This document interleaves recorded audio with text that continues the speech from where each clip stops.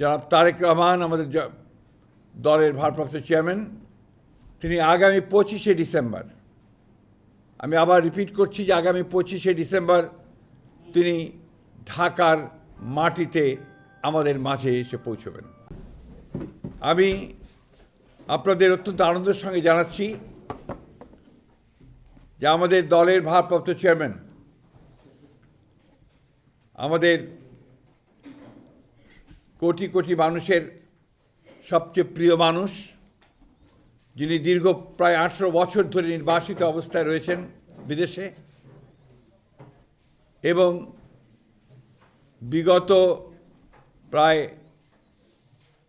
1 যুগ ধরে তিনি গণতান্ত্রিক আন্দোলনকে নেতৃত্ব দিয়েছেন এবং আমাদের দলকে নেতৃত্ব দিয়েছেন এবং আমাদের যে গণতন্ত্রের উত্তরণের যে ছাত্র গণ অভ্যুত্থানের নেতৃত্ব দিয়ে আমাদেরকে সাফল্যের দ্বার প্রান্তে পৌঁছে দিয়েছেন।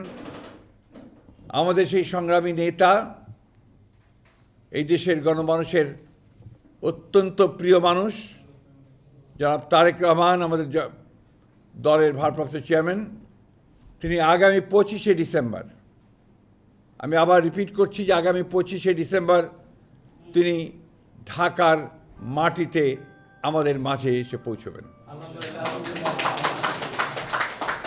আমরা আমাদের দলের পক্ষ থেকে, সকলের পক্ষ থেকে আমরা তার এই আগমনকে শুধু স্বাগত নয়, আমরা আনন্দের সঙ্গে আমরা সমগ্র জাতিকে জানাতে চাইছি। এবং আজকে গণতন্ত্র উত্তরণের পথে যে সমস্ত বাধাগুলো সৃষ্টি হয়েছিল, আমরা মনে করি যে আমাদের ভারপ্রাপ্ত চেয়ারম্যান জনাব তারেক রহমান সাহেব দেশে এসে পৌঁছলে সেই সমস্ত বাধা দূর হয়ে যাবে। কারণ আপনারা জানেন যে একটা বৈঠক লন্ডনে যেটা আপনার সংগঠিত হয়েছিল, আমাদের ভারপ্রাপ্ত চেয়ারম্যান এবং বর্তমান যে প্রধান উপদেষ্টা, লন্ডনে যে সভাটি হয়েছিল সেই সভায় সিদ্ধান্ত হয়েছিল যে ফেব্রুয়ারির মাসের মধ্যবর্তী সময় নির্বাচন অনুষ্ঠিত হবে। ফলে আমাদের নির্বাচন সম্পর্কে যতটুকু আপনার একটা শঙ্কা ছিল সেটা চলে গিয়েছিল। এবং গতকাল নির্বাচনের তফসিল ঘোষণার মধ্য দিয়ে নির্বাচনের যে রেল চলতে শুরু করেছে, যে সারা দেশের মানুষের মধ্যে যে একটা আশা প্রত্যাশা সৃষ্টি হয়েছে, সেটা বাস্তবায়িত হতে চলেছে। আমরা আবারও আপনাদের জানাতে চাই যে এই বিষয়টা আপনারা যথাযথ আপনার মূল্য দিয়ে আপনারা জাতির সামনে তুলে ধরবেন এবং একই সঙ্গে আমাদের ভারপ্রাপ্ত চেয়ারম্যানের আগমন যেন অত্যন্ত সুন্দর সুষ্ঠুভাবে হতে পারে সেই বিষয়ে আপনারা আমাদেরকে সহযোগিতা করবেন। আপনাদের সকলকে ধন্যবাদ। আরেকটি বিষয় আছে যেটা আমাদের আলোচনা হয়েছে স্ট্যান্ডিং কমিটিতে। আপনারা আজকে দুপুরে যে একটা গুলির বিদ্ধ হয়েছেন হাদি সাহেব, না ইনসাফ পার্টির ওসমান হাদি সাহেব, ইনকিলাব পার্টি, আমি দুঃখিত, ইনকিলাব পার্টি যে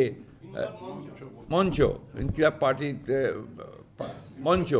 মঞ্চের সম্ভাব্য প্রার্থী, তিনি গুলিবিদ্ধ হয়েছেন।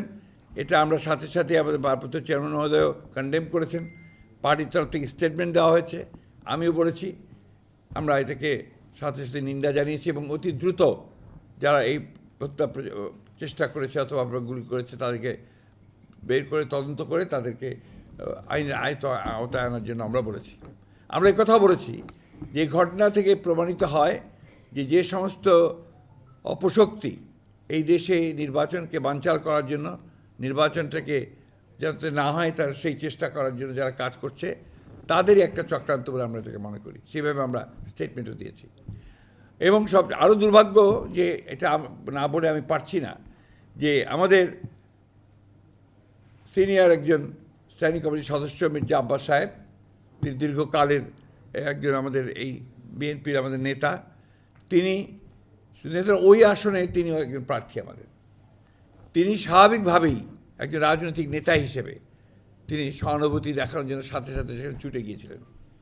কিন্তু দুর্ভাগ্যক্রমে সেই দলের কিছু ব্যক্তি, কিছু সমর্থক, আরও কিছু আপনার চক্রান্তকারী, তারা সেখানে সমবেত হয়ে উত্তেজনামূলক স্লোগান দেয় এবং এক পর্যায়ে তারা একটা মব সৃষ্টি করার চেষ্টা করে, যেটাকে আমরা তীব্র নিন্দা জানাচ্ছি এবং হুঁশিয়ার করে দিতে চাই আমরা সকল পক্ষকে।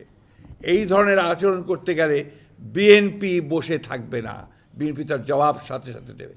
আমরা খুব পরিষ্কার করে বলতে চাই যে আমরা কোনো রকমের কোনো গোলযোগ চাই না, কোনো সন্ত্রাস চাই না, কিন্তু বিএনপির উপরে কোনো আঘাত আসলে বিএনপি কখনোই কিন্তু সেটাকে আপনার সহজভাবে নেবে না এবং তার কীভাবে জবাব দিতে হয় বিএনপি সেটা জানে। আমি তাই বলবো, এই সমস্ত মব সৃষ্টি না করে, উত্তেজনা সৃষ্টি না করে, নির্বাচনের পরিবেশকে বিনষ্ট না করে সবাই যেন তাদের যেটাকে আমরা বলি যে ফিরে আসে, তাদের সম্বিত ফিরে আসে এবং নির্বাচনটা কীভাবে সুষ্ঠু হবে সেই কাজটা করার চেষ্টা করে। না হলে যেটা হবে সেটা হচ্ছে গণতন্ত্রের উত্তরণের পথ ব্যাহত হবে, গণতন্ত্রের যাত্রা ব্যাহত হবে। আমি ওই জন্য অনুরোধ করব সংসদের সকল মহলকে যে তারা যেন এই বিষয়টাকে অত্যন্ত গুরুত্ব দেয় এবং কোনোরকম উত্তেজনা সৃষ্টি না করে আপনার তারা কাজ করে। ধন্যবাদ।